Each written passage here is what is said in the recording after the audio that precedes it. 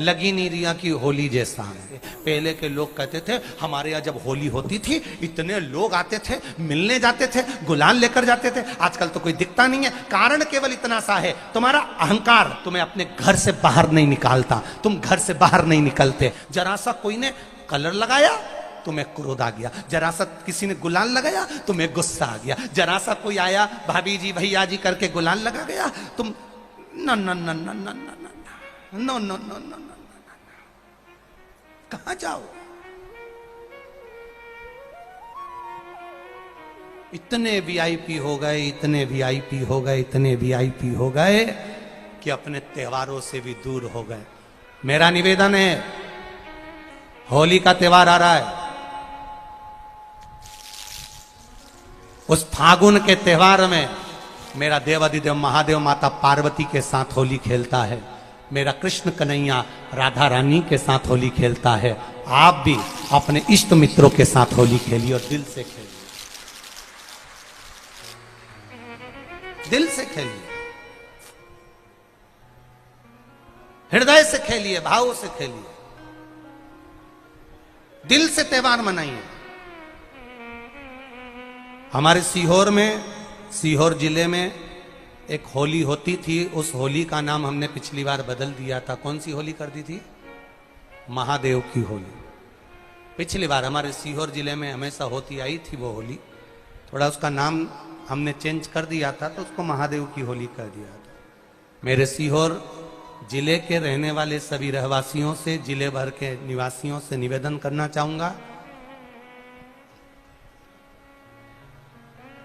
वो पुरानी होली को बंद कर कर महादेव की होली नाम दिया गया है।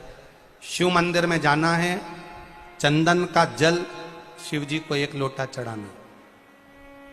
एक बात अपनी जिंदगी में उतार कर रखो, शंकर भगवान को घी का दिया भी लगाओ तो तुम्हारे घर में जो असली घी हो, थोड़ा सा भले 1 बत्ती लगाओ, भले इतनी सी बत्ती जलाओ, पर असली घी की जलाओ। शिव जी को अगर चंदन भी लगा रहे हो तो असली लगाओ।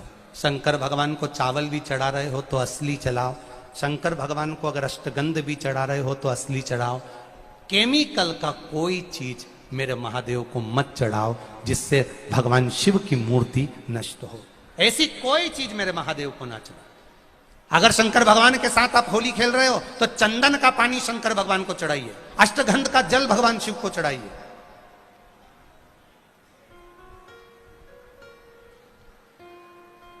तो सीहोर में 5 दिन की जो होली होती है सीहोर जिले के अंतर्गत, वो पुराने समय की बड़ी प्राचीन होली है, उसका नाम दूसरा था। अगले वर्ष से उसका नाम महादेव की होली रख दिया गया है। तो 9 तारीख को, 8 तारीख को तो जो धुरंडी होती है उसके अनुसार ही होली रहेगी, पर 9 तारीख को सीहोर में महादेव की होली मनाई जाएगी, जिसमें सभी लोग अपने अपने शिवालय में जाकर 1 लोटा चंदन का जल शिव मंदिर में समर्पित करेंगे। सीहोर के निवासी, सीहोर के रहवासी 5 मंदिर, चमत्कालेश्वर मंदिर, गुप्तेश्वर मंदिर, बड़ा बाजार मंदिर, शुक्ला मंदिर और मनकामेश्वर मंदिर में हम भी सीहोर में जाएंगे 9 तारीख को सुबह 10 बजे चमत्कालेश्वर मंदिर से। आष्टे वाले नहीं माने हैं तो आष्टा में 11 तारीख को सुबह 10 बजे महादेव की होली करने के लिए हम पहुंचेंगे। बाबा देवाधिदेव महादेव पहुंचेगा। तो सीहोर वालों और आष्टा वालों करो तैयारी, आ रहा है त्रिपुंड धारी महादेव की होली बड़े आनंद के साथ। मेरा निवेदन सीहोर के आसपास के रहवासियों से, आष्टा के आसपास के रहवासियों से, कि सीहोर जिनको महादेव की होली का आनंद लेना है वो सीहोर के आसपास के लोग 9 तारीख को सुबह 10 बजे महादेव की होली का दर्शन करने आ सकते हैं। और जो आष्टा के आसपास के हैं वो आष्टा में पहुंच सकते हैं 11 तारीख को सुबह 10 बजे। भगवान शिव की भक्ति अपने अपने शिवालय में जाकर, मेरे सीहोर नगर के सारे निवासियों से कहना, सीहोर जिले के वासियों से कहना, हमारा आना मूल नहीं है। ये तो 5 मंदिर जाते हैं, एक नियम है, नहीं तो उसका कोई शोभा यात्रा या जुलूस का क्रम नहीं। 5 मंदिर में जाकर शंकर भगवान को चंदन का जल चढ़ाना, ये मूल है। महादेव से होली खेलना। आप भी भगवान शंकर के मंदिर जाइए और महादेव को 1 लोटा चंदन का जल अवश्य चढ़ाइए। जो सीहोर जिले के निवासी हैं उनसे कहना है, बाकी क्या आप लोग तो होली बाबा के साथ मनाते ही हैं, जैसा मनाते हैं वैसा ही क्रम आप लोग रखें। हर हर महादेव। शिव कथा कह रही है, गौ माता ने केवल झूठ बोला और झूठ बोलने के कारणवश गौ माता के आगे से परिक्रमा ना होकर पीछे से चालू हुई, पीछे से परिक्रमा चालू। और जो पीछे से परिक्रमा चालू हुई, भगवान देवादिदेव महादेव ने दर्शा दिया कि ये श्रेष्ठता नहीं है, तुम झूठ बोली हो और झूठ बोलने का फल तुम्हें मिला। इसलिए महादेव ने गौ माता को श्राप दिया, केतकी के पुष्प को श्राप दिया। ब्रह्मा जी झूठ बोलने से वाकिफ ना करे, ब्रह्मा जी ना रुक पाए, तो भगवान शंकर ने अपने तुरंत पांव के अंगूठे से नख तोड़कर फेंका। फेंकते से काल भैरव को प्रकट करा। काल भैरव ने अपनी चीटी उंगली का नख फेंककर ब्रह्मा जी का शीश काट दिया। शीश लुढ़कता लुढ़कता लुढ़कता लुढ़कता लुढ़कता लुढ़कता गया और ब्रह्मा जी के रक्त से एक नदी प्रकट हो गई, जिसका नाम कर्मनाशा नदी पड़ गया।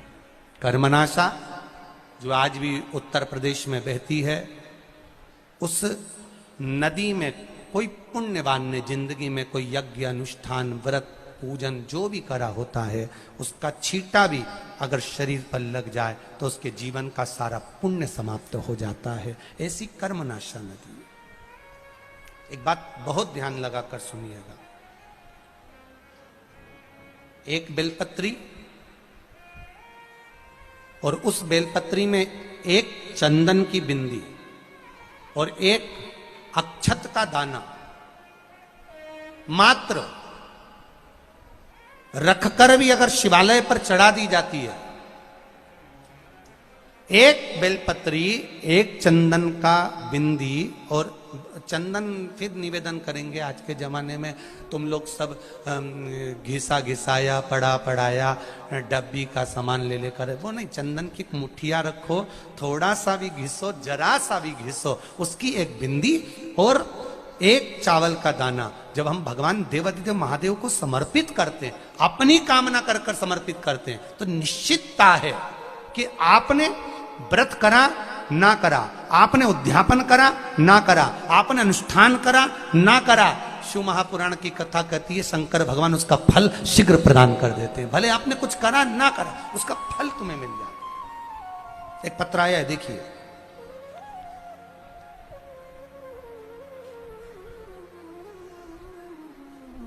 मैं पलक गोयल भोपाल मध्य प्रदेश से आई हूं। कहीं बैठी हो पलक जी? गोयल भोपाल मध्य प्रदेश से, अपना हाथ हिला सकती हैं कहीं बैठी हो तो। मैं पलक गोयल भोपाल मध्य प्रदेश से आई हूं, कहीं बैठी हो तो अपने दोनों हाथ हिलाइएगा। गुरुजी, शिव की महिमा का क्या वर्णन करूं, जितना करूं उतना कम है। पिछले 4-5 साल से बैंक की तैयारी कर रही थी, पर मेरा सिलेक्शन नहीं हो पा रहा था।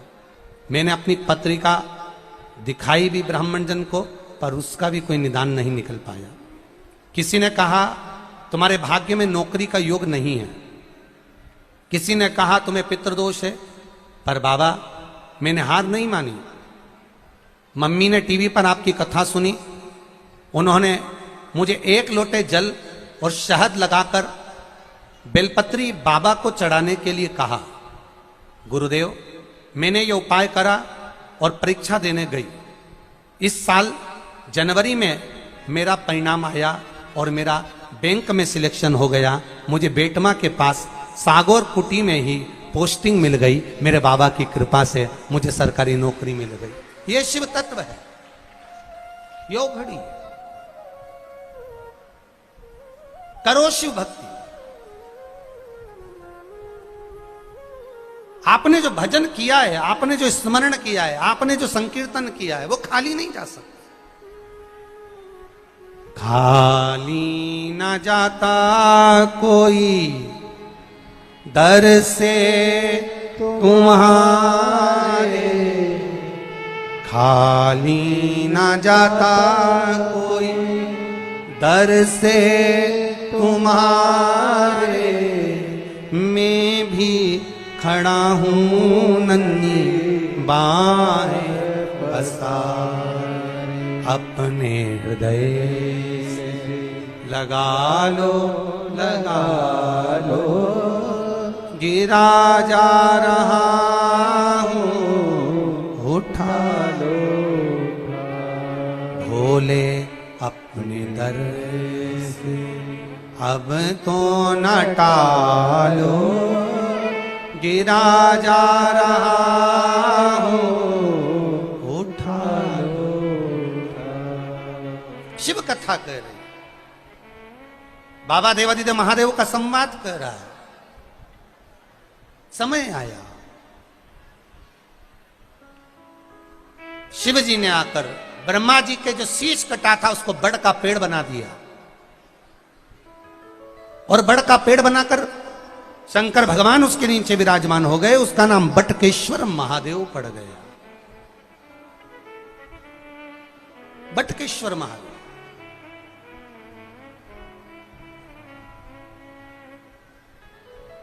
बोल बटकेश्वर महादेव की जय। एक बटकेश्वर महादेव, बड़ के पेड़ के नीचे जो शिवलिंग होता है वो बटकेश्वर महादेव कहलाता है। पीपल के वृक्ष के नीचे जो शिवलिंग होता है वो पिपलेश्वर महादेव कहलाता है।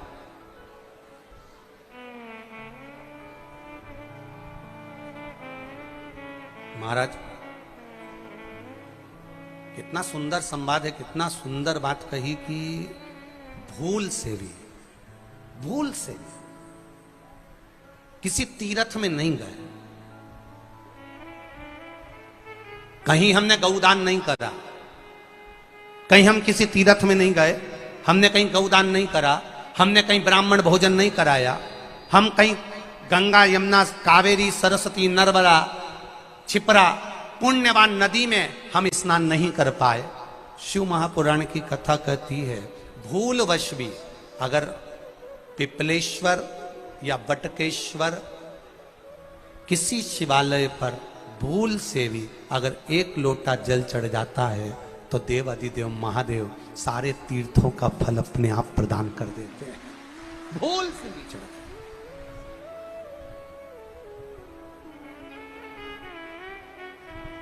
एकांतेश्वर महादेव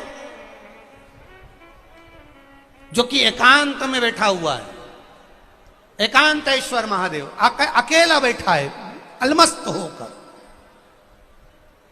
आप जा रहे हो गाड़ी लेकर, आप 4 व्हीलर गाड़ी में जा रहे हो, ट्रैक्टर में जा रहे हो, ट्राली में बैठकर जा रहे हो, क्रूजर में बैठकर जा रहे हो, 2 व्हीलर गाड़ी में बैठकर जा रहे हो, और एकांतेश्वर महादेव का मंदिर दिख गया। कोई एकांत में, भले उसका नाम नहीं मालूम तुमको कि कौन सा महादेव, पर अकेला बैठा है जंगल में, वृक्ष की छांव में, एक ओटले पर, कोई दीवार नहीं, कोई जाली नहीं, कोई गेट नहीं, कुछ भी नहीं। ये शंकर जी के मंदिर में तो ये कपाट अब लगने लगे, दरवाजे अब लगने लगे। पहले के समय में शंकर जी के मंदिर में दरवाजा नहीं होता था। क्यों? क्योंकि पिता का दरवाजा, पिता का द्वार और माता का द्वार, एक माँ के मंदिर में भी दरवाजा नहीं होता, एक पिता के मंदिर में भी दरवाजा नहीं होता। माता पिता रात भर नहीं सोते, वो अपने बच्चे की सुरक्षा के लिए खड़े रहते हैं। तो शिव के मंदिर में पहले दरवाजा नहीं होता था, कपाट नहीं होता था। शिव जी के हृदय में कपट नहीं है और मंदिर में कपाट नहीं, ये निश्चित। ओटले पर बैठा है मेरा देवदेव, एकांत में बैठा है, अकेला।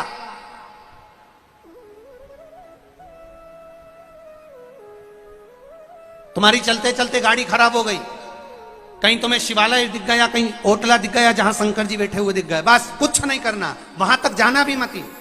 एक बार उस ओटले को देखकर मुख से पंचाक्षर मंत्र नमः शिवाय, षडाक्षर मंत्र ओम नमः शिवाय या श्री शिवाय नमस्तुभ्यम, केवल उसको देखकर आपने बोल दिया, समझ लो आपने हृदय से जल चढ़ा दिया, पुष्प चढ़ा दिया, बेलपत्री चढ़ा दी, चावल चढ़ा दिया, आपने उसका चंदन लगा दिया, आपने उसका श्रृंगार कर दिया, गंगा यमुना कावेरी सरस्वती नर्मदा का जल चढ़ा दिया। बस केवल बोलते से वो एकांत में बैठा एकांतेश्वर महादेव, उसको जल नहीं भी चढ़ाया, चावल नहीं भी चढ़ाया, बस आपको दिख गया चलते चलते कि कोई मंदिर एकांत में है, कोई नहीं उसके पास में, अकेला बैठा है, ओटले पर आराम से एक शिवलिंग रखा हुआ है और कुछ भी नहीं है। ना उनके पास में पार्वती जी बैठी, ना गणेश जी बैठे, ना कार्तिकेय बैठे, अकेला शिवलिंग रखा है। दिल से तुमने उसको पंचाक्षर कह दिया, षडाक्षर कह दिया, श्री शिवाय नमस्तुभ्यम कह दिया, समझ लो उसने जैसे कोई 12 ज्योतिर्लिंग में जाकर पूजन करता है उसका फल मिलता है, वो फल उसको तुरंत वहीं प्राप्त हो गया। केवल एक बार पंचाक्षर षडाक्षर या श्री शिवाय नमस्तुभ्यम कह देंगे, बोल देंगे,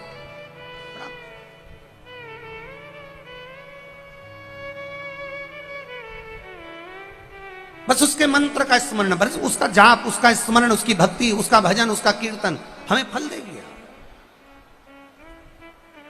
महाराज पार्वती जी ने षडानंद कार्तिकेय जी से कहकर तारकासुर का वध करवाया। तारकासुर के 3 बेटे थे, तारकाक्ष, विदुमाली, कमलाक्ष की, उनका वध भगवान देवादिदेव महादेव ने करा। पशुपति नाथ शिव जी का नाम पड़ गया, पशुपति नाथ।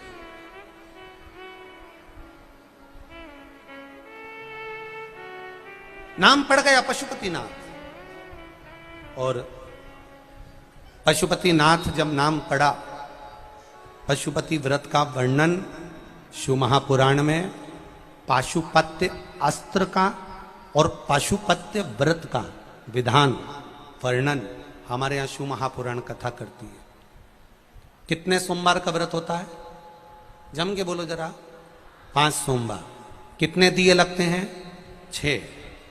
प्रसाद का एक हिस्सा अपन बनाकर एक साथ प्रसाद लेकर जाते हैं।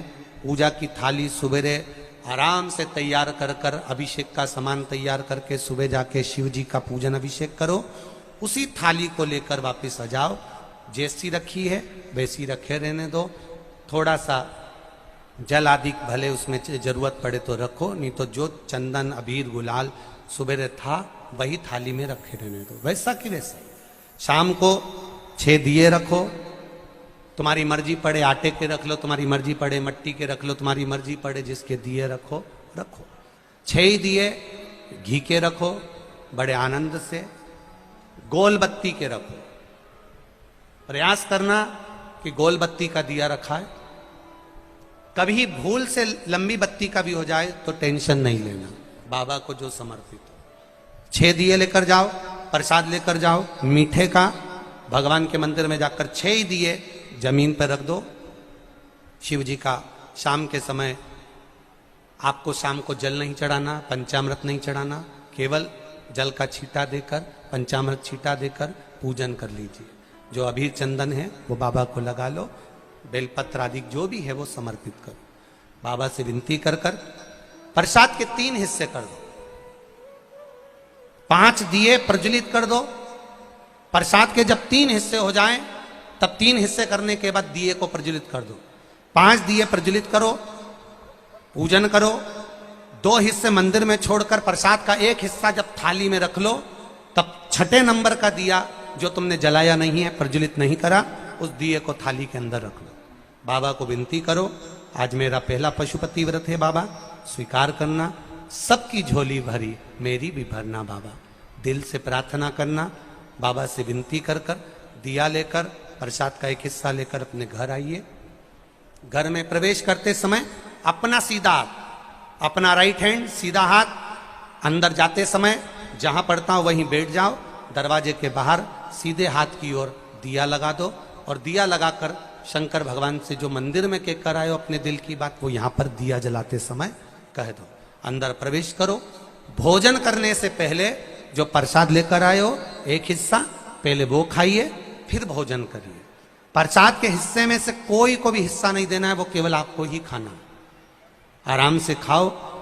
बीच में 2-3 व्रत हो जाएं, रजोधर्म आ गया या कोई व्रत पड़ गया या एकादशी पड़ गई, जिस व्रत को तुम करते करते आए हो, 30 त्योहार करते आए हो, वो पड़ गया तो अपना पशुपति व्रत उस समय पर छोड़ दो 3 व्रत हो गए, 4 व्रत हो गए या 2 व्रत हो गए, उसको छोड़ दीजिए। अगर आपका कोई व्रत पड़ रहा है तो, नहीं पड़ रहा तो लाइन से करे जाओ। कोई अड़चन नहीं आए तो लाइन से करो, अड़चन आ जाए तो छोड़ दो, छोड़कर वापिस फिर व्रत चालू कर दो। 3 हुए हैं तो चौथे नंबर का करो, 4 हुए हैं तो 5वें नंबर का करो। 5वां व्रत जब पूरा हो, जैसी पूजन करते आए हो वैसे ही करो। और एक श्रीफल, कुछ भेंट जो भी आपसे बन जाए, 11 रुपया 51 रुपया जो आपसे बने वो लेकर बाबा को समर्पित करो। और 108 चावल के दाने या 108 फूल की पंखड़ी जो भी आपसे बन जाए वो बाबा को एक एक कर कर समर्पित करो। दिल से प्रार्थना करो, बाबा आज मेरा व्रत पूर्ण हुआ है, आप इसे स्वीकार करिएगा। घर पर आकर वही दिया जलाकर अंदर प्रवेश कर भोजन करिए। 5 पशुपति व्रत अवश्य करिए, ये हमारे जीवन को सफलता देने वाले हैं। भाव से, आनंद से करिए, ये शिव तत्व को जानने वाले।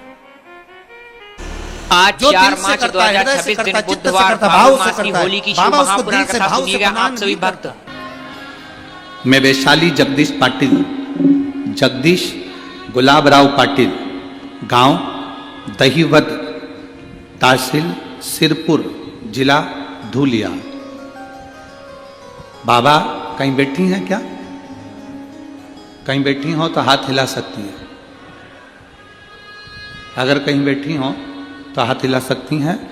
मैं वैशाली जगदीश पाटिल, पत्र आप लोग टीवी पर पढ़ सकते हैं।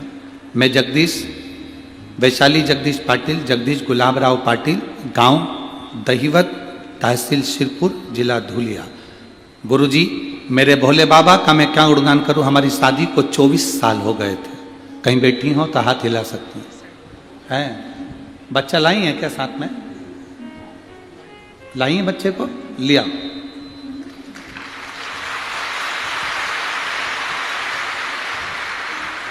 गुरुदेव 24 साल शादी को हो गए थे, फिर भी संतान का सुख नहीं था। गुरुदेव, मेरे पति एक प्राइवेट कंपनी में जॉब करते हैं। फिर एक दिन मेरी सहेलियों ने बात करते करते कह दिया कि तू आस्था चैनल पर कथा सुना कर। हमने सीहोर वाले महाराज की कथा आती है, आस्था चैनल पर सुनना प्रारंभ कर। उन्होंने कहा सीहोर वाले महाराज की कथा सुनो। आस्था चैनल पर सुनना शुरू किया। जैसे आपने बताया वैसे सफेद आंकड़े की जड़ का प्रयोग किया। 3 महीने के बाद बाबा ने ऐसी कृपा करी गुरुदेव, मेरा गर्भ ठहर गया। 25/6/2023 को मुझे बेटा हुआ है, जिसको लेकर मैं कथा के पंडाल में प्रणाम करने के लिए आई हूं गुरुदेव। बच्चा छोटा था इसलिए और कथाओं में नहीं पहुंची। ये मेरा पहला पत्र है गुरुदेव, इसको स्वीकार करना। 24 साल के बाद मेरे बाबा ने मेरी गोदी भर दी। ये शिव का अवघड़ी है। ये शिव, उसकी भक्ति। आज के जमाने के नवयुवक बेटा बेटियां 2 साल तक संतान को जन्म देने का प्रयास करते हैं, बाद में सोचते हैं कि अब हमारी किस्मत में नहीं है। 3 साल में सोचते हैं कि अब हमारे भाग्य में नहीं है। डॉक्टरों का इलाज चालू होता है, इलाज करवाना प्रारंभ कर देते हैं। 3 साल 4 साल में डॉक्टरों का इलाज करवाते करवाते करवाते 5-6 साल में थक जाते हैं कि अब हमारे घर में औलाद नहीं होगी, संतान नहीं, संतान का सुख नहीं होगा। थक गए ये सोच कर कि अब हमारे यहां औलाद नहीं होगा। आप में से कई माताएं ऐसी बैठी होंगी जो 4 साल बाद भी अगर संतान हुई होगी तो बड़ा सोचा होगा भगवान ने दे दी।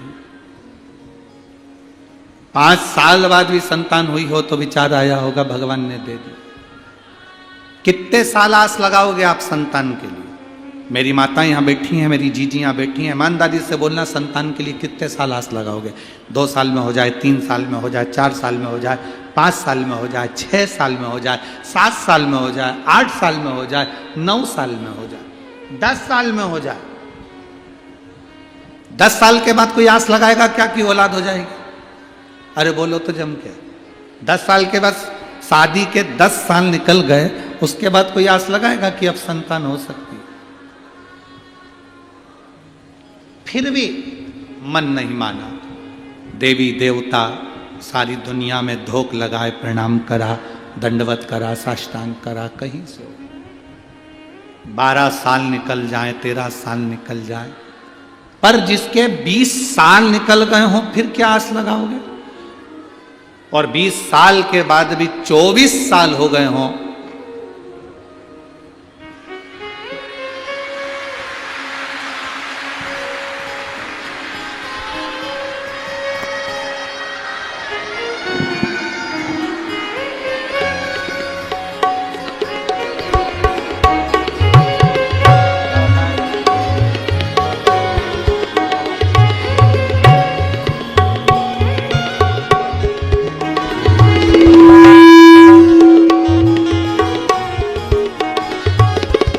तो 24 साल के बाद बाबा ने दिया, 24 वर्ष।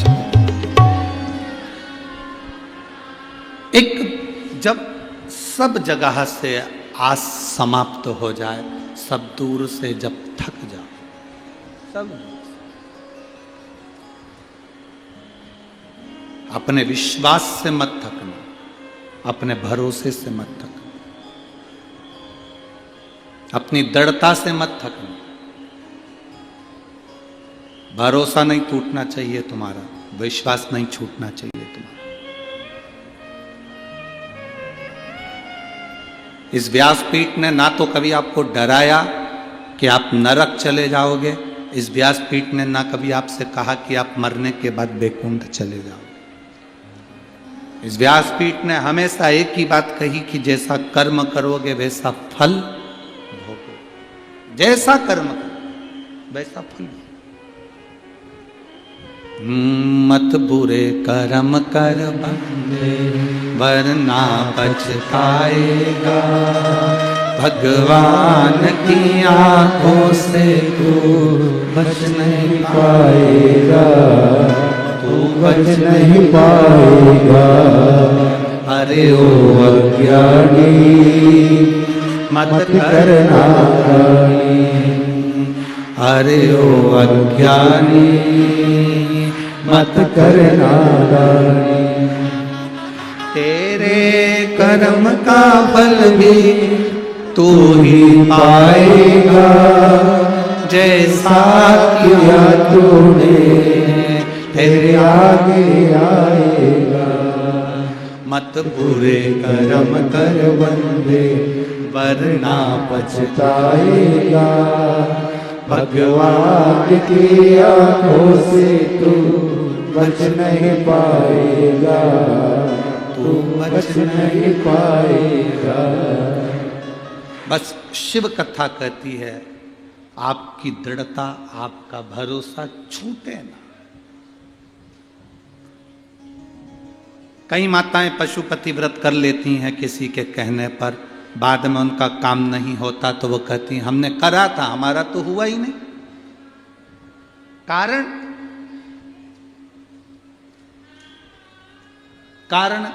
तुम्हारे अंदर विश्वास प्रकट नहीं, तुम्हारे अंदर भरोसा प्रकट नहीं।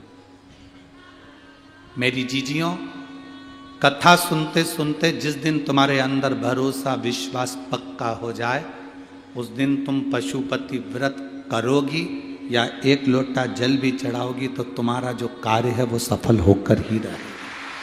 पहले विश्वास तो प्रकट करो।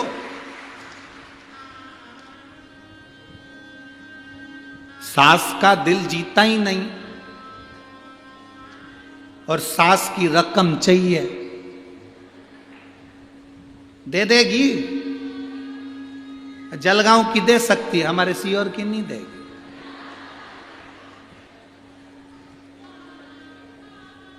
सास का दिल ही नहीं जीता, सास का आदर नहीं कर रही, सम्मान नहीं कर रही, होली की कथा मां की सुनिएगा आज बुधवार को सभी उसको आदर नहीं दे रही, सम्मान नहीं कर रही, सत्कार नहीं कर रही और आस लगा कर बैठी है कि मेरी सास मुझे रकम दे दे। पहले दिल तो जीतो, सास के प्रति विश्वास तो जीतो कि मेरी सास मुझे प्रेम करती है, मेरी सास मुझे आदर देती है, मैं भी अपनी सास को आदर दूं। ये भीतर का जब प्रेम प्रबल हो जाएगा तब रोम रोम संत हो जाएगा, सास तुम्हें तिजोरी की चाबी दे देगी। भरोसा ही नहीं जीते तुम तो अब यार, और तुमने चालू कर दिया कि सास हमें सोने की रकम दे, सास हमको ये दे, सास हमको वो दे। ना ना ना ना, जलगांव की सास दे सकती है, सीहोर की सास नहीं देगी।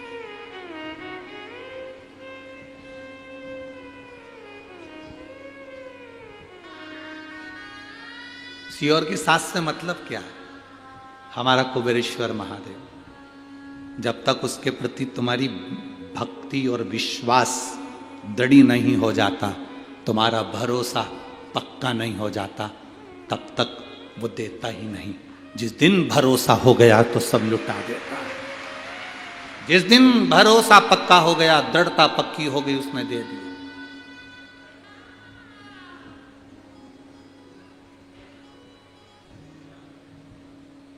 पहली कथा है जलगांव की, जिसमें 2 बोरी भराकर पत्र आ चुके हैं। आज चौथे दिन की कथा तक 2 बोरी पत्र।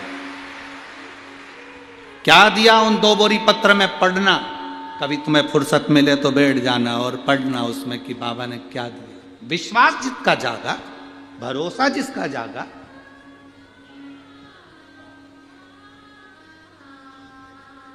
मार मार कर कहा जा रहा है पशुपति व्रत कर ले, सोमवार को लोटा भर के जल चढ़ाया कर, शिव जी के मंदिर जाया कर। अंदर से प्रेम ही नहीं, अंदर से विश्वास ही नहीं, तो क्या फायदा?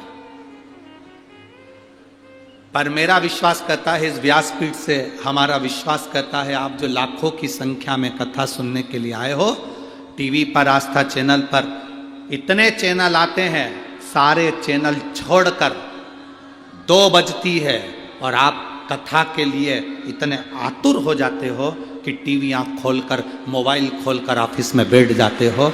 यह हमारा विश्वास करता है कि आपके अंदर विश्वास जागा है।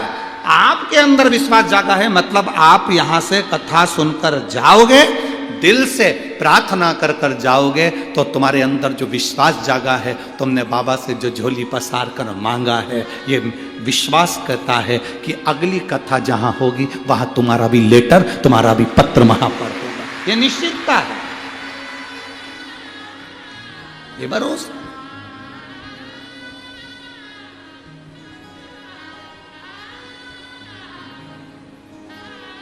अरे खाली न जाता कोई दर से तुम्हारे, खाली न जाता कोई दर से तुम्हारे, मैं भी खड़ा हूँ नदी पार पसारे, अपने हृदय से लगा लो, लगा लो, गिरा जा रहा हूँ, उठा लो, भोले अपने दर से अब तो ना टालो, गिरा जा रहा हूँ, उठा लो। शिव कथा कह रही है, भगवान ओगढ़दानी का संवाद कर रहा है, शिव महापुराण की कथा कर। विश्वास जगाइए अपने भीतर, विश्वास, भरोसा। महाराज कामदेश के राजा सुदक्षण उनकी धर्म पत्नी के साथ सिंहासन पर बैठते थे और न्याय देते थे। न्याय देने के पहले उनका एक निर्णय था, दरवाजे पर कोई मांगने आएगा तो 108 बार नमः शिवाय, ओम नमः शिवाय कहे। न्याय दिया जाएगा तो उसमें भी श्री शिवाय नमस्तुभ्यम या ओम नमः शिवाय कहा जाएगा। बहुत जरूरी है। आप भी एक नियम बना लो, जलगांव की इस पवित्र कथा से, बड़े जटाधारी महादेव की इस पवित्र भूमि से, कि हम भी एक नियम बनाते हैं, हमारे दरवाजे पर अगर कोई मांगने आएगा तो पहले उसके मुख से हम नमः शिवाय, ओम नमः शिवाय या श्री शिवाय नमस्तुभ्यम कहलवाएंगे। रोटी का दान देने से पहले, धन का दान देने से पहले, अन्न का दान देने से पहले, सामान का दान देने से पहले हम नाम का दान देंगे। नाम का दान, राम नाम दे दो, कृष्ण नाम दे दो, शिव नाम दे दो, हरि विठ्ठल दे दो, पांडुरंगा दे दो, या तुम्हारा मन करे तो श्री शिवाय नमस्तुभ्यम दे दो। हम पहले नाम का दान करेंगे, पहले हम नाम दान देंगे।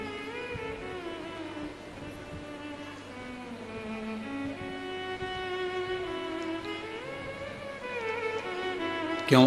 उसका क्या कारण है? नाम दान देने का उसका कारण क्या है? उसका कारण केवल इतना है कि हमारे घर का जो भोजन लेकर जाएगा, जो भोजन करेगा, शिव भक्ति में वो भगवान का अगर हमारे घर का भोजन करे और उस भोजन उसके शरीर में अगर असर करे तो वो भी दिन भर में 24 घंटे श्री शिवाय नमस्तुभ्यम कहता रहे। भगवान का भजन।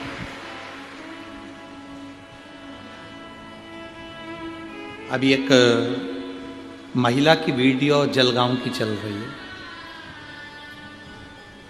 अब कौन महिला है हमें तो नहीं मालूम, पर उस महिला की वीडियो सोशल मीडिया पर चल रही है। वो एक छोटा सा माइक यहाँ कसी हुई है, यहाँ पर उसने माइक कस रखा है और यहाँ से उसने एक हेड वो माइक लगा रखा है। उसके पास में एक झोले में टॉफियाँ हैं, शायद आप लोगों में से कोई से मिली होगी या आप लोगों ने भी देखा होगा। सबसे बोल रही है, पहले श्री शिवाय नमस्तुभ्यम बोलो, श्री शिवाय नमस्तुभ्यम, एक टॉफी निकाल कर दे देती है। श्री शिवाय नमस्तुभ्यम, एक टॉफी निकाल कर दे देती है। आपने देखा है क्या उसको? अरे बोलो तो जम के। तो वो रोड पे खड़ी हो जाती है, रोड पर। आप लोगों ने देखा है? किसी ने देखा है? वो तो वो रोड पर खड़ी होती है और रोड पे खड़ी होकर टॉफी रखती है, श्री शिवाय नमस्तुभ्यम, श्री शिवाय नमस्तुभ्यम।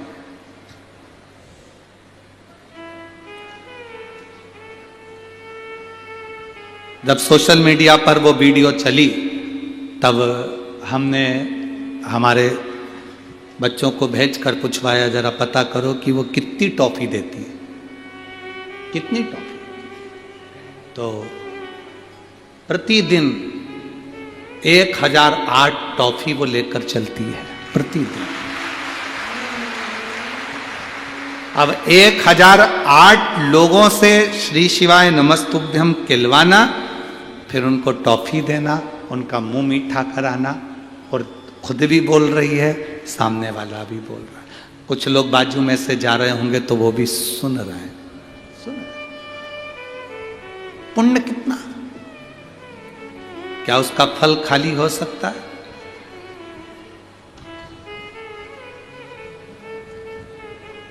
आते भी राम कहो, जाते भी राम कहो, सुबह और शाम कहो जय जय सीता राम कहो। क्या भजन जो हम कर रहे हैं, मंत्र जाप जो हम कर रहे हैं, नाम जाप जो हम कर रहे हैं, वो खाली जा सकता है? नहीं। आज मंदिरों में लोगों ने लिख दिया दरवाजे पर श्री शिवाय नमस्तुभ्यम। आप बड़ा जटाधारी का मंदिर का दर्शन करने जाना, उसके भी दरवाजे पर लिखा हुआ है श्री शिवाय नमस्तुभ्यम। कोई पढ़ेगा, आज बुधवार की शुभ महापुराण सुनिएगा। होली के शुभ अवसर पर आज गुरुदेव के मुखार कोई बोलेगा तो सुनकर वो अंदर प्रवेश करे, उसका फल हमारे लिए है, उसका फल हमारे लिए है।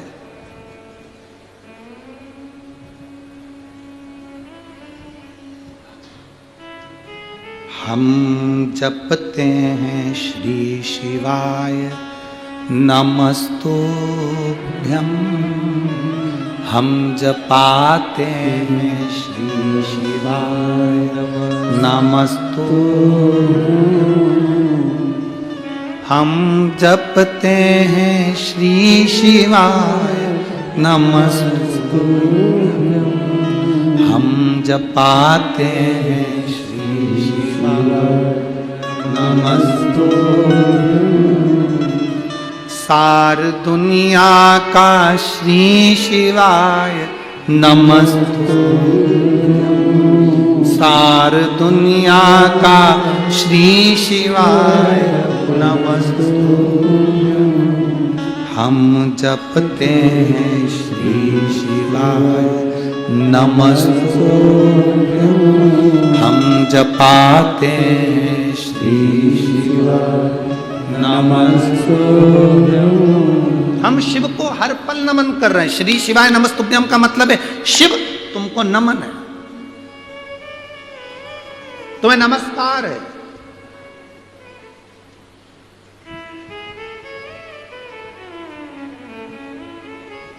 आप किसी को बार बार सलूट मारिए, बार बार सलूट मारिए, बार बार प्रणाम करिए, बार बार प्रणाम करिए। कितनी भी दुश्मनी हो, बार बार उसको प्रणाम करो, नमन करो, दंडवत करो, साष्टांग करो, बार बार उसको नमन करो। कितनी भी दुश्मनी हो, उसके दिल में दया आई जाती है। जब बार बार श्री शिवाय नमस्तुभ्यं कहोगे तो मेरा भोला भी पसीजेगा जाएगा। हम बार बार प्रणाम कर रहे हैं, बार बार नमन कर रहे हैं।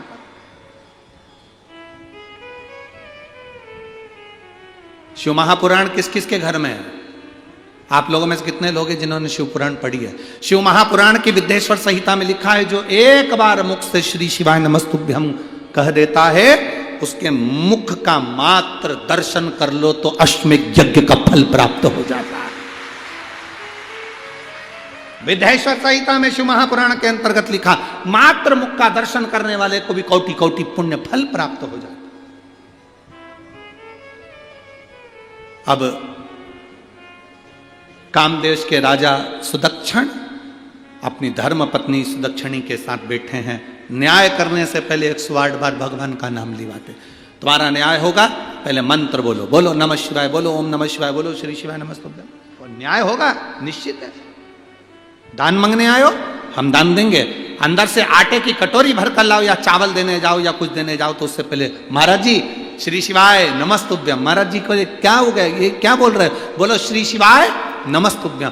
आटा दो, उसके पहले श्री शिवाय नमस्तुभ्यं होना चाहिए। चावल दो, उसके पहले श्री शिवाय नमस्तुभ्यं होना चाहिए। भंडारे में भोजन कराओ, रोटी दो, पूड़ी दो, सब्जी दो, चावल दो, उसके पहले श्री शिवाय नमस्तुभ्यं होना चाहिए। खाने से पहले श्री शिवाय नमस्तुभ्यं होना चाहिए। हम जो अन्न खा रहे हैं वो अन्न किसी का भी हो, हमारे अंदर जाकर पवित्रता का भाव करे और हमारे हृदय में भक्ति का संचार करे।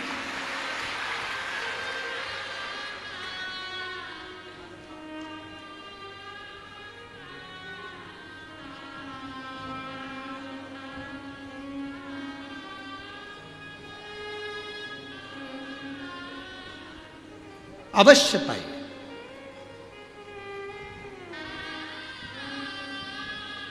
महाराज राजा सुदक्षिण न्याय करने के लिए बैठे थे। न्याय देने से पहले उनके मुख से निकला हुआ मंत्र का स्मरण सुख देता। एक दिन राजा सुदक्षिण घोड़े पर सवार होकर मृगा करने के लिए वन में पहुंच गए, रास्ता भूल गए, मार्ग भूल गए। राजा सुदक्षिण मार्ग से भटक गए।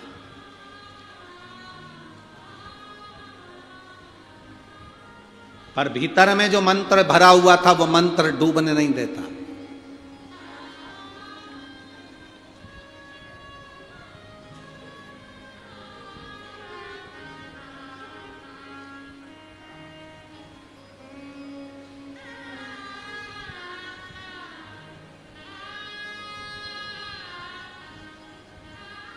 हमारा तो केंद्र में बैठे हुए सनातनियों से केवल इतना सा निवेदन है,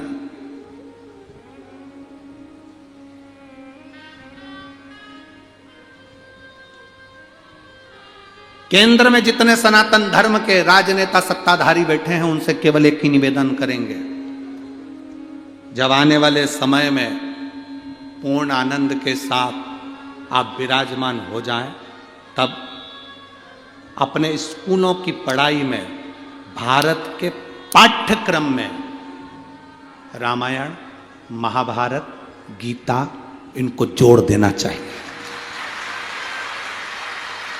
भारत के पाठ्यक्रम में छोटे छोटे बच्चों के दिल में राम कृष्ण, क्योंकि हमने जो पढ़ा, आपने भी पढ़ा होगा, हमने भी पढ़ा, हमने जो पढ़ा केवल ये पढ़ा औरंगजेब कौन था, बाबर कौन था, हमने जो पढ़ा वो हमने केवल उनको पढ़ा। आने वाले भारतीय पाठ्यक्रम में, भारत की इस विद्या में रामायण, गीता और महाभारत होना चाहिए, जिससे नवयुवक बच्चे पढ़कर विद्वत हो कि कृष्ण कौन है, राम कौन है, भगवान राम का आनंद क्या है, वन जाने पर उन्होंने किससे मिलन किया, शबरी के दरवाजे पर बैठकर झूठा बेर खाया, यह पाठ्यक्रम में होना चाहिए। छोटे छोटे बच्चों के हृदय में वो चीज पहुंचना चाहिए। पाठ्यक्रम में पहले जब हम छोटे थे उस समय पर लिखने को आता था गाय का निबंध। आपको आता था कि नहीं आता था? जम के बोलो जरा। पहले छोटे थे तो लिखने को आता था गाय का निबंध, गाय का निबंध। हम लिखते थे गौ माता के 4 पांव होते हैं, 2 सींग होते हैं, लंबी पूंछ होती है। गाय के ऊपर हम मनन चिंतन करते थे कि और क्या क्या लिख सकते हैं। बोलो री जीजियों, सही है कि गलत है? अब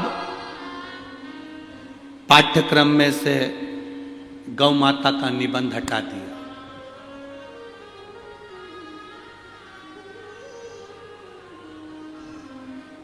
दूसरा निबंध लिखो, मैडम हैरी का निबंध लिखो। फिर लिखा चार्ली का निबंध लिखो, फिर उसका निबंध लिखो, कोई राजनेता का निबंध लिखो, कोई सत्ताधारी का निबंध लिखो। कोई राजनेता का निबंध लिखवा रहा है, कोई सत्ताधारी का निबंध लिखवा रहा है, कोई किसी का निबंध लिखवा रहा है। हमारी गौ माता को सो पाठ्यक्रम में से निकाल कर बाहर कर दिया। पहले छोटा छोटा बच्चा जब गौ माता का निबंध लिखता था तो गाय के प्रति प्रेम जागृत होता था, तो दरवाजे पर आई हुई गाय को एक रोटी देकर भेजता था। अब वो प्रेम जागृत नहीं है। अब हम कह रहे हैं गौ माता की रक्षा करो, बच्चों से कह रहे हैं गौ माता की रक्षा करो, गौ माता की सेवा करो। बच्चों के अंदर अंदर से फीलिंग ही नहीं आ रही है। कुत्ते के प्रति फीलिंग आ रही है, पर गाय के प्रति बच्चों के अंदर फीलिंग नहीं आ रही है। बिल्ली के प्रति, कैट के प्रति, डॉग के प्रति उनकी फीलिंग आ रही है, पर गौ माता के प्रति फीलिंग नहीं आ रही है। उन्होंने तो सोच लिया गाय दूध देती है, बस अपने यही काम में आती है, और गाय दूध देना बंद कर दे तो घर से निकाल दे। मैं पूरे महाराष्ट्र को धन्यवाद देता हूं कि आपके यहां साल में एक बार बेल की पूजन होती है, जिसको पोला कहते हैं। आज भी भले ट्रैक्टर आ गए, फसल बोने के लिए ट्रैक्टर काम कर रहे हैं, ट्राली आ गई, गाड़ी आ गई, सब कुछ आ गया, पर महाराष्ट्र की पवित्र भूमि पर, इसलिए कहते जय महाराष्ट्र, इसलिए कहते जय महाराष्ट्र, क्योंकि महाराष्ट्र की पवित्र भूमि पर पोला के दिन बेल की पूजन होती है, बेल को खड़ा कर कर पूजा जाता है। आज भी किसान भले ट्रैक्टर रख लेगा, किसान ट्राली रख लेगा, पर वो बेल जरूर रखता है, क्योंकि हमारे घर की पूंजी है ये नंदी। आज फागुन मास की होली की बहुत बहुत शुभकामनाएं दे रहा हूं अपने चैनल की तरफ से आप सभी को।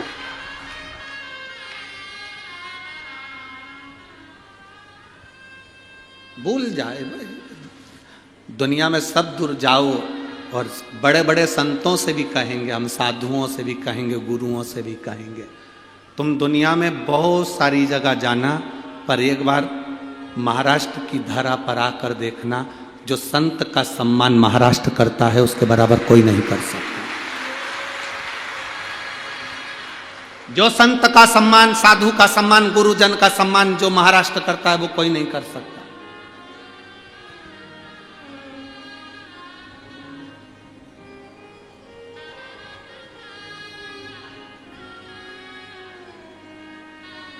छोटे छोटे गांव में चले जाओ तो मांगने वाला जो कपड़े भी बदल कर मांगने आ जाता है, तो गांव के लोग उसके भी पांव पड़ लेते हैं, बाबा जी आए हैं, बाबा जी। और बड़े बड़े शहर में चले जाओ, अच्छे से अच्छा विद्वान से विद्वान पंडित और महाराज भी चले जाए तो पैसे वालों को लगता है मांगने के लिए आया होगा। अंतर है।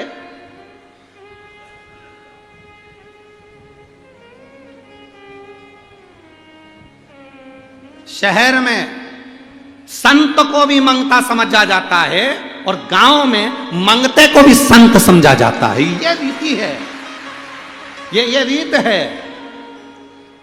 बड़े बड़े शहरों में कोई संत, कोई साधु सन्यासी चले जाए, किसी के घर में तो लगेगा मांगने आया होगा, कुछ लेने आया होगा। गांव में कोई मंगता भी चले जाए, भैया दे दो, उसको भी संत समझते। बाबा जी बैठो, भोजन करो, प्रणाम करा, नमन करा, साधुता।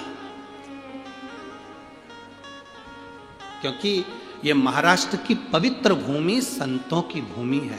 संत एकनाथ, संत ज्ञानेश्वर, संत तुकाराम, संत नामदेव, मुक्ताबाई, ये पवित्र भूमि कोई साधारण है? जिस भूमि पर संतों ने जन्म लेते रहे और इस पवित्र भूमि से ऐसा ज्ञान दिया कि दुनिया का कोई व्यक्ति उसको बस केवल धारण कर ले।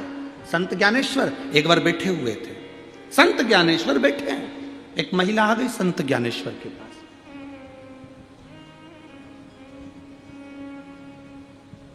संत ज्ञानेश्वर जी के पास में एक महिला आई, आकर अपने बेटे को साथ में लेकर आई और संत ज्ञानेश्वर जी के पास में आकर बोली, बाबा जी, बाबा जी, बाबा जी। बोले, क्या बात है, क्या हुआ? मेरा बेटा जो खाता है वोमिटिंग कर देता, उल्टी कर देता, पछता नहीं।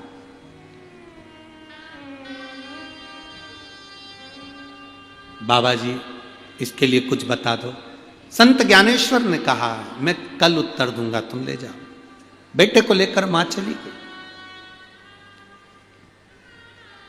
बेटे को लेकर मां गई।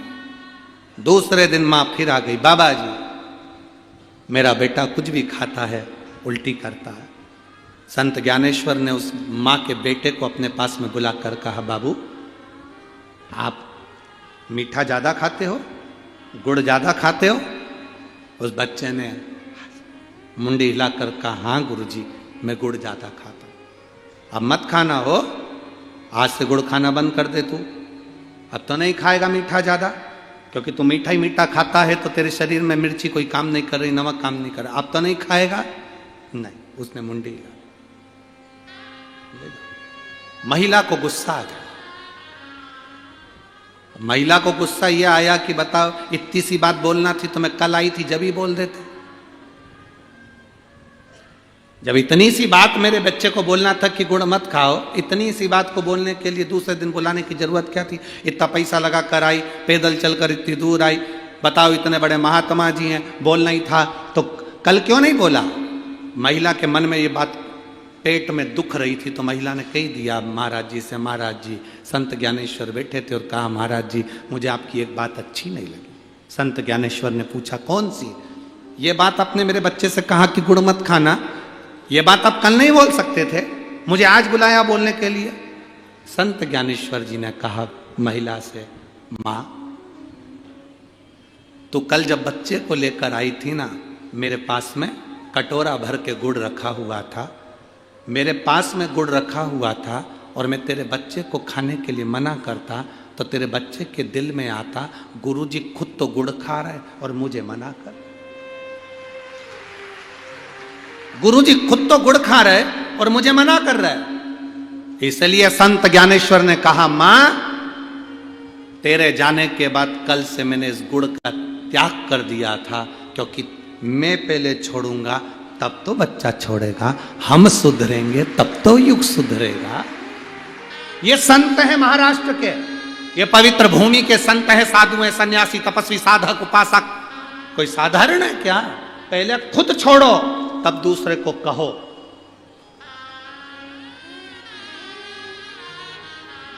पहले खुद छोड़ो फिर दूसरे से कहो।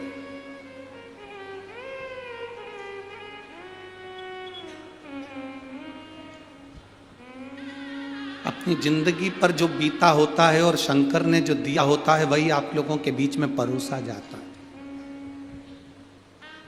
हमने भी हमारी जिंदगी में बड़ा दुख देखा, हमारे पिताजी ने भी दुख देखा, माता ने भी दुख देखा। वो दुख देखते देखते जो शिव ने साथ दिया आपके सामने वो प्रस्तुत करते हैं। उस समय पर बाबा भोलेनाथ जब हमको साथ दे सकते हैं तो क्या आपको नहीं दे सकते? क्या आपको नहीं देंगे? पहले खुद भजन करो, फिर दूसरे को प्रेरणा दो कि तुम भजन करो। घर की सास पहले पशुपति व्रत करे तब बहू को प्रेरणा दे। घर की सास पहले मंदिर जाकर एक लोटा जल चढ़ाए तब बच्चों को प्रेरणा दे कि मैं जाती हूं चल मेरे साथ, मैं जाता हूं चल मेरे साथ। घर का पिता पहले खुद मदिरा छोड़े तब बच्चे से कहे कि तू मदिरा मत पीना। घर का पिता पहले गुटखा छोड़े तब बच्चे से कहे कि तू गुटखा मत खाना। घर का पिता पहले सिगरेट बीड़ी छोड़े तब बच्चों से कहना कि सिगरेट बीड़ी मत पीना। तुम पी रहे हो, तुम खा रहे हो और बच्चों से आस लगा कर बैठे हो ये मदिरा नहीं पिएगा, ये गुटखा नहीं खाएगा, ये बीड़ी बिंडल नहीं पिएगा, तो तुम्हें देखकर वो जरूर पिएगा। पहले तुम्हें छोड़ना होगा तब वो छोड़ेगा। तुम छोड़ नहीं रहे और आस लगा कर बैठे हो मेरा बेटा राम बनेगा, मेरा बेटा राम बनेगा। तुम रावण जैसा चरित्र कर रहे हो। सुबह से घर में आए गुस्सा इतना तेज, क्रोध इतना तेज, चिड़चिड़ चिड़चिड़। कई माताएं छोटे छोटे बच्चों को लेकर आती हैं, हमारे को गुरुजी बच्चे को आशीर्वाद दे दो, खूब चिड़चिड़ करता, खूब गुस्सा करता।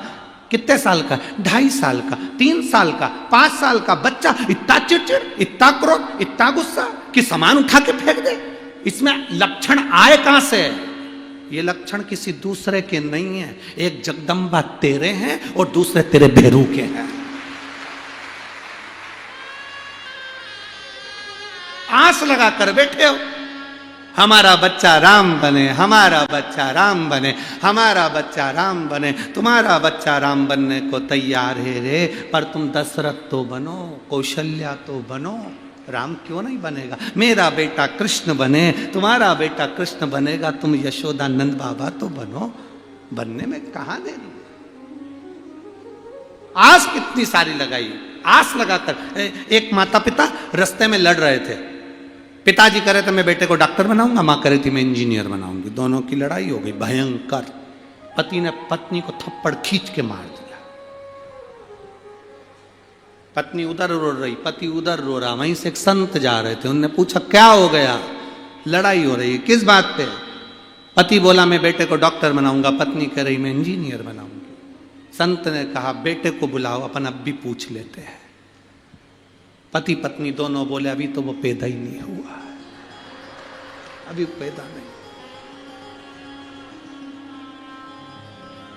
अभी हुआ ही नहीं है।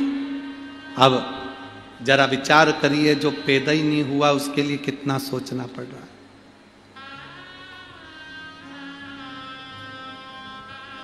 जो पैदा ही नहीं हुआ उसके लिए कितना सोचना।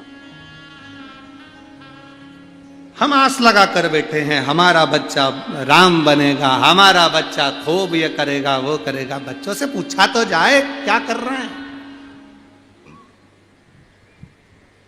आज के जमाने में जरा सा बच्चों को टोक दो, बच्चे गुस्से में लाल हो जाते हैं। ये गुस्सा आया कहां से? तुम्हारे पास से। जैसा देखेगा बच्चा वैसा करेगा। एक मां ने अपने बेटे से पूछा बेटा क्या कर रहे हो? आज रंग भरी होली की बहुत बहुत शुभकामनाएं बोला मां से आप सभी पढ़ रहा को। वाह, मेरा बेटा पढ़ रहा है। क्या पढ़ रहे हो? मां तुम्हारी होने वाली बहू के मैसेज पढ़ रहा हूं।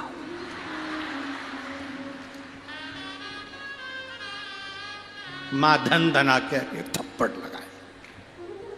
मैं समझी कि तू पढ़ाई कर रहा है, तू ये पढ़ रहा है। ध्यान दे, हम सोच रहे हैं कि ठीक है। ना ना ना,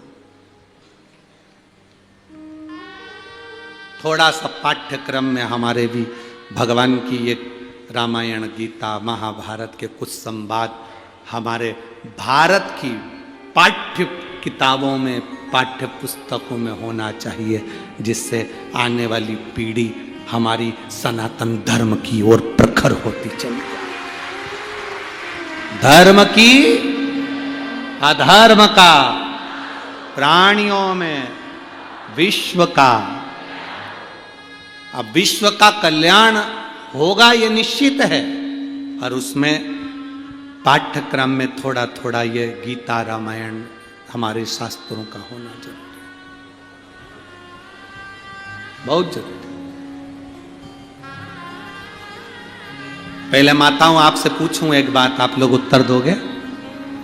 ए मेरी जलगांव की जीजी और मेरे जीजाओं, आप सब उत्तर देना।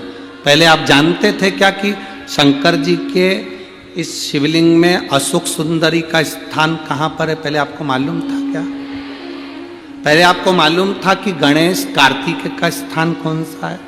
पहले आपको मालूम था क्या शंकर जी के ऊपर जो जल गिरता है वो शंकर जी की 5 लड़कियां हैं, जया, विषहरा, शामरी बारी, दौतली, देव। पहले आपको मालूम था कि फुलेरे का महत्व क्या होता है?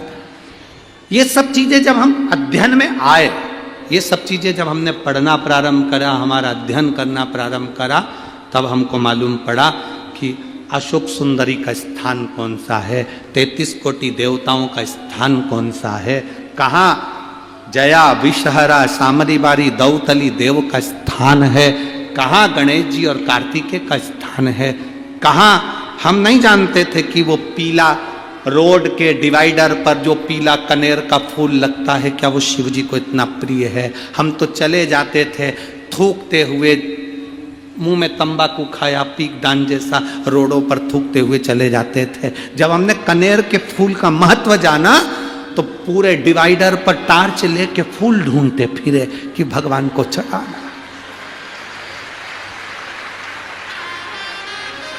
महत्व को जिस दिन जान गए उस दिन हम फूल को ढूंढने चले, नहीं तो हमारी दृष्टि में तो ये फूल बेकार था, कोई काम कहीं नहीं था।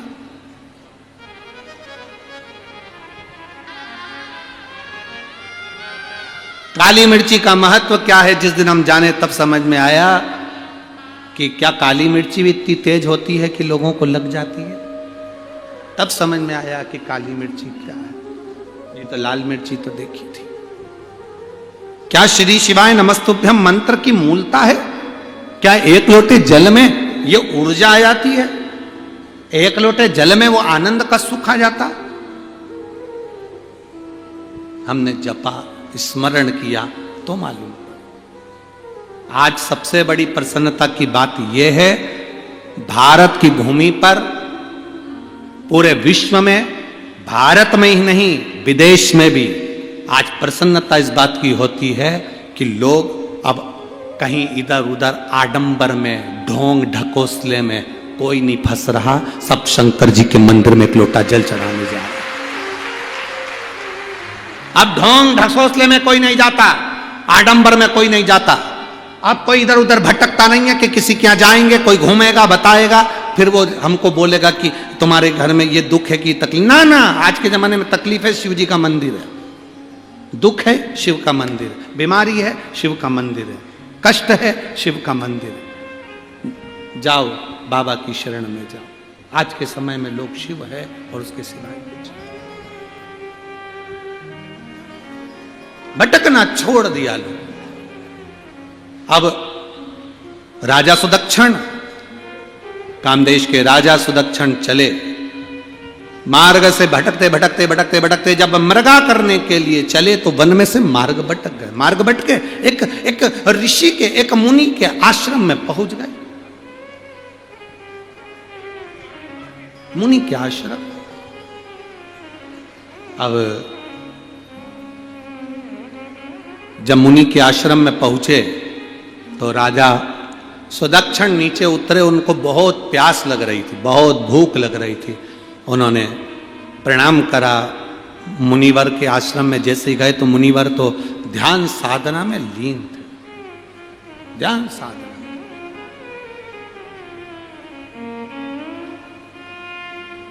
राजा का फर्ज है प्रणाम करना, नमन करना। जो राजा बनता है, जो राजा होता है, किसने क्या बोला, किसने क्या करा, किसने क्या कहा, राजा को उससे मतलब नहीं होता। एक बात अपनी जिंदगी में उतार कर रखना बहुत अच्छी। राजनीति के अंतर्गत कोई हारता है, कोई जीतता है। जब तुम राजा बनकर बैठ जाओ, जब तुम जीत जाओ, राजा बनकर सिंहासन पर बैठ गए, उस सिंहासन पर बैठने के बाद जब तक तुम सिंहासन पर नहीं बैठे थे, उस बीच में दौड़ में, उस दौड़ के अंतर्गत कोई कुछ कहे, कोई कुछ कहे, कोई कुछ कहे, कोई कुछ बोला, ध्यान से हटाकर राज सिंहासन पर बैठो। और जैसे बच्चा होता है, बच्चा थोड़ी देर में भूल जाता है कि मेरी किससे लड़ाई हुई थी, बच्चा थोड़ी देर में भूल जाता है कि मेरा किससे झगड़ा हुआ था। सिंहासन पर बैठने के बाद जब तुम जीत जाओ और सिंहासन पर बैठ जाओ, तो तुम्हें भी यह भूल जाना चाहिए कि कौन ने मेरा साथ दिया था कि नहीं दिया था। दिया ना दिया उसका, कि मेरा साथ इसने नहीं दिया, इसने मुझे गाली दी, अब शब्द कहां ताने दिया, ना ना, हम राज सिंहासन पर बैठे हैं, हमारी सत्ता पर बैठे। अब हमें विचार नहीं करना। प्रजा सब तुम्हारी है, जितनी प्रजा है वो तुम्हारी है। राजा सुदक्षण जब मुनिवर के यहां पहुंचे, आश्रम में पहुंचे, आश्रम में पहुंचकर उन्होंने प्रणाम कर कर कहा, मुझे बहुत बहुत भूख लग रही है, बहुत प्यास लग रही है। मुनिवर मुनिवर मुनिवर मुनिवर मुनिवर आवाज लगा रहे हैं, मुनिवर आराम कर रहे, भगवान का भजन कर रहे, विश्राम कर रहे, भगवान की स्तुति कर रहे। क्या नहीं। थोड़ी देर बाद मुनिवर के नेत्र खुले, और मुनिवर के नेत्र खुले तो मुनिवर ने कहा, क्या बात है राजन, क्या हो गया आपको, कैसे आना हुआ? राजा कहते हैं, महाराज जी रास्ता भटक गया हूं, भूख प्यास लग रही है, इसलिए आपके आश्रम में आया।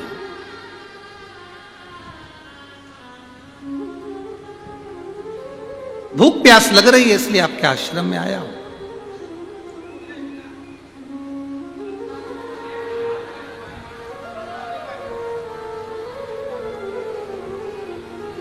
कभी कभी ऐसा हो जाता है, कभी कभी।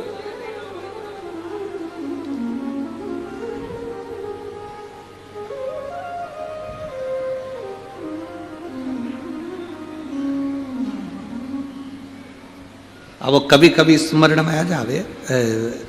आज एक आप लोगों को मालूम होगा कि हम शुरू के 7 दिन की कथा में से 3 दिन तो नहीं मिलते, पीछे के 2-3 दिन जो रहते उसमें थोड़ा सुबह के समय मिलन हो जाता है। तो आज एक भाई आए ऊपर, और पहले कोई मिलकर चले गया, कोई चले गया, फिर एक आए, माला लाए थे, हमने उनको पहना दी, प्रणाम करा। उन्होंने कहा, गुरुजी आपसे कुछ चाहिए। हमने कहा, बोलो क्या चाहिए? हमने कहा, श्री शिवाय नमस्ते। नहीं नहीं, ये तो हो गया, पर आपका जो भोजन बना है ना, उस भोजन में से हमको थोड़ी सी सब्जी और रोटी दे दो। अब हमने कपिल महाराज जी से कहा, जाओ अंदर मूंग की दाल और रोटी जो रखी है, अब हम बिना घी की तो हम रोटी खावे, और मूंग की दाल प्रतिदिन पावे, तो वो अब हम रोटी भी उतनी बनवाते हैं ऊपर जितनी हमको पाना रहती है। 2 रोटी 2.5 रोटी जो पाले सो तो पाले। अब वही कटोरे में उसन कर देखिए रंगभरी होली की किस प्रकार सभी भक्तों को आज बातें सुना रहे हैं गुरुदेव जी। अभी सबसे मिलकर आएंगे, भोजन पाएंगे और विश्राम पाए। हमने कहा उसमें से लाओ, तो वो उसमें से लाकर उन्होंने उनको चम्मच भर दिया। अब वो बोले, इसमें तो नमक नहीं है। हमने कहा कि ये तो बाबा का प्रसाद है, जो महाराज बना देते हैं वो पा लेते, इसमें नमक नहीं है। हमने कहा बस यही तो बात है। आज तक महाराज जो बनाया, हमने उसमें आज तक नहीं कहा कि इसमें नमक है कि नहीं है। जो प्रसाद मिला, ठाकुर जी को भोग लगा, वो पा लिया। आप जिस दिन प्रसाद में से नमक ढूंढना बंद कर दोगे, उस दिन शिव आपके भीतर स्वयं आकर बैठना प्रारंभ कर। हम क्या ढूंढ रहे हैं, हम क्या प्राप्त कर रहे हैं? कथा में आने से पहले कई लोग ऐसे होते हैं जो ये देखते हैं कि यहां बैठूं कि वहां बैठूं, वहां बैठूं कि वहां बैठूं, किस स्थान पर जाऊं, किस स्थान, किस जगह पर जाऊं बैठने। शिव महापुराण की कथा कहती कोई स्थान मत देखिए, जहां तुमको जगह मिल जाए वहां बैठ जाओ। शिव कथा का रसपान तुम्हारी कानों में जाना चाहिए, तुम्हारे कर्ण में जाना चाहिए और कथा को सुनो। आरती हो, कर्पूर गौरम हो, प्रणाम करो, भूमि की रज को मस्तक लगाकर अपने घर पर चले जाओ। मेरा बाबा खुद तुम्हारे पीछे पीछे तुम्हारे घर तक चले। हम कुछ ढूंढने के लिए आए हैं। अगर हमें ढूंढना है तो हम शंकर को ढूंढे, नमक को नहीं। हमें ढूंढना है तो हम भगवान शिव को ढूंढे, आसन को नहीं। हमें ढूंढना है तो हम शिव को ढूंढे, हम ये ना ढूंढे।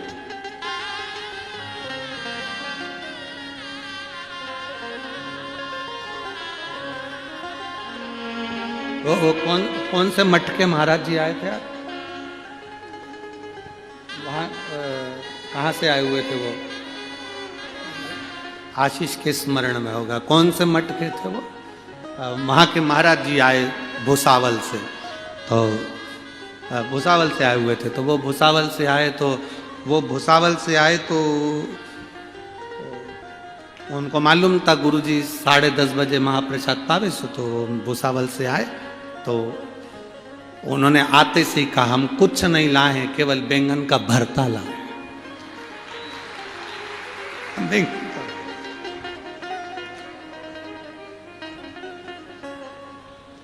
हमारे दत्त मंदिर में, हमारे बाबा के, हमारे उस आश्रम में वो बनता है और लोग उसको पाते हैं।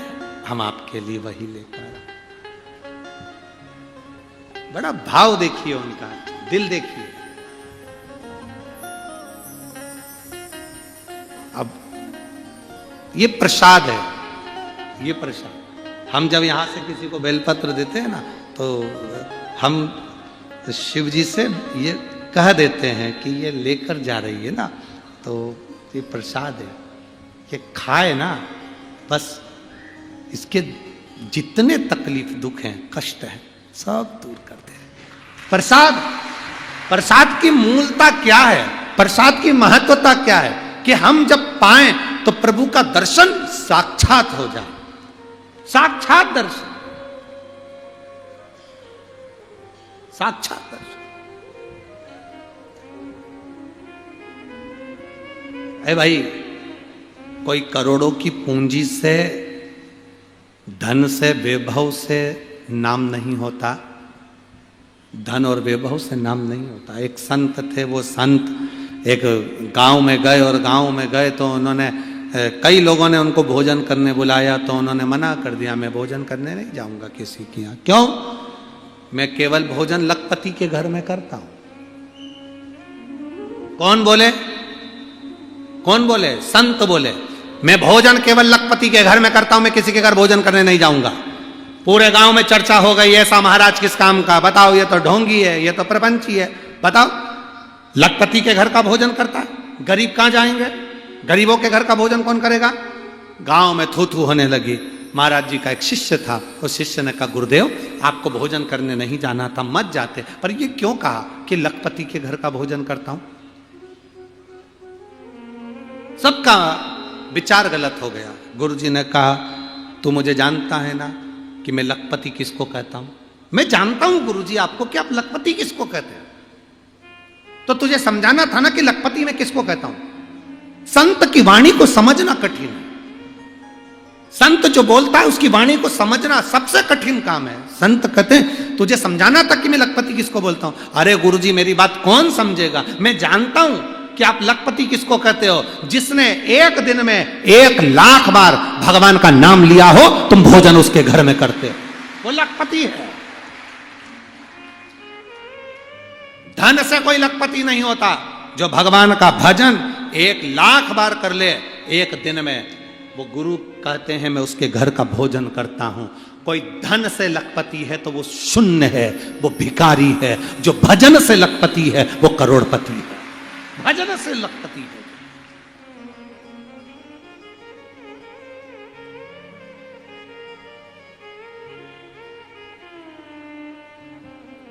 आप लोगों में से कितने लोग हैं जो शेगांव गए हैं? गए हो शेगांव? चलो, स्वामी समर्थ जी के यहां गए हैं दर्शन करने के लिए? ठीक है। संत के यहाँ, संत तुकाराम जी के यहाँ, संत ज्ञानेश्वर जी के यहाँ, संत स्वामी समर्थ जी के यहाँ, शेगांव गजानन महाराज जी के यहाँ आप लोग जाते होगे। मेरा विश्वास करता है जब भी किसी संत के दरवाजे पर जाना, होटल में भोजन मत करना। संत के यहां जाकर भले 20, 25, 50 रुपए की थाली मिले, आश्रम का फ्री में मिले, उसमें नमक हो ना हो, स्वाद हो ना हो, पहले उस आश्रम का भोजन ग्रहण करें। आप में से कितने लोग हैं जो गजानन महाराज जी के यहाँ भोजन करके आए? शेगांव करके आए हो? स्वामी समर्थ बाबा के यहाँ करके आए हो? टिक्कड़ भले बैंगन का भरता मिले, चाहे रोटी का टिक्कड़ मिले। कभी आप धोनी वाले दादा के यहां जाना, वहां पर भी अगर आप गए होगे तो टिक्कड़ जो मिले आश्रम में, भले 25 रुपए की थाली मिले, 50 रुपए की मिले, 10 रुपए की मिले, चाहे 10 रुपए 50 रुपए कितने की भी मिले, चाहे फ्री में मिले, पर होटल का खाना तुम कभी भी खा लेना। पर तुम जब किसी आश्रम में प्रवेश करो, किसी भगवान के मंदिर में जाओ, किसी गुरु के दरवाजे पर जाओ, तो वहां मांग कर खाना, भैया आपके यहाँ का थोड़ा सा टिक्कड़ दे दो, थोड़ा सा मेरे को भोजन दे दो। क्यों? गुरु के दरवाजे का, संत के द्वार का, भगवान के द्वार का जो भोजन होता है वो हजारों अंदर के रोगों को समाप्त कर देता है। क्योंकि संत के यहाँ इतना भजन होता है, संत के यहाँ इतना भजन होता है, गुरु के यहाँ इतना भजन होता है, साधु के यहाँ इतना भजन होता है, तपस्वी के यहाँ इतना भजन होता है,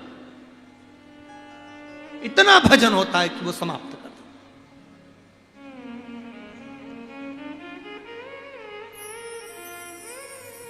गुरु के यहाँ इतना भजन होता है कि वो रोग समाप्त। हम मंदिर जाते हैं, मंदिर में जाने के बाद आरती होने के बाद जल छींटते हैं। गुरुदेव जी क्या बोल रहे हैं भक्तों से? आज मंदिर में जो जल रखा रहता है, आरती के समय पर घंटी बजती है, भजन गाते हैं, स्मरण करते हैं, मंदिर के उस जल के अंदर उस वाणी का कंपन आ जाता है। वो कंपन जब फेंका जाता है, छीटा जाता है, तब जीवात्मा को उससे तृप्ति अनुभव होता है, उसका मोक्ष होता है, उसका सुख अनुभव होता है।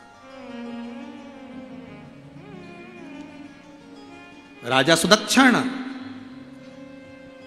पहुंचे, राजा सुदक्षण और महाराज,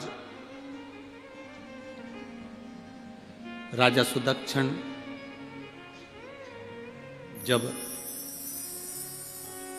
महाराज मुनिवर के सामने जाकर कहते हैं मुझे भूख प्यास लगी है। मुनिवर ने कहा राजन तुम्हें भूख प्यास लग रही है? हाँ, लाओ मैं फल लेकर आता हूं। अंदर गए, संत ऋषि